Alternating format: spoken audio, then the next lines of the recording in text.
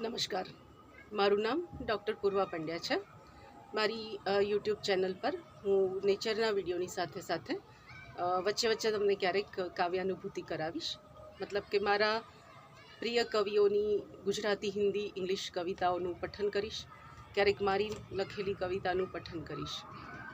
હવે પછીથી હું રમેશ પારેખની કવિતાનો કાવ્ય સંગ્રહ છે 6 અક્ષરનું નામ, એમાંથી પઠન કરીશ।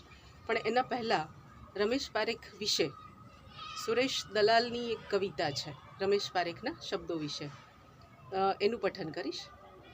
તો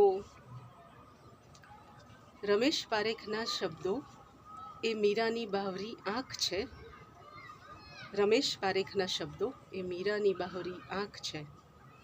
રમેશ પારેખના શબ્દો એ આલા ખાચરને આવેલા મોતિયાની ઝાંખ છે। જો રમેશ પારેખને આપ સૌએ વાંચ્યા હશે તો આપને ખ્યાલ હશે કે આલા ખાચર એ રમેશ પારેખની કવિતાનું એક કાલ્પનિક પાત્ર છે।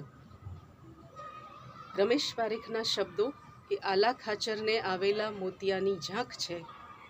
ધોધમાર ગુલમહોર એ રમેશ પારેખના ગીત છે।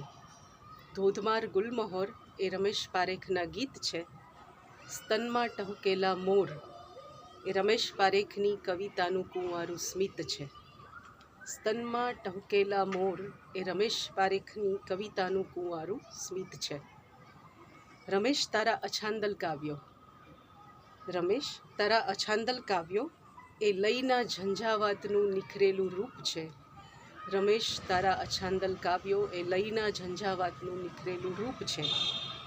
રમેશ તારા સોનેટ એ જળ અને આસવના બિલોરી સ્તૂપ છે। રમેશ તારા સોનેટ એ જળ અને આસવના બિલોરી સ્તૂપ છે।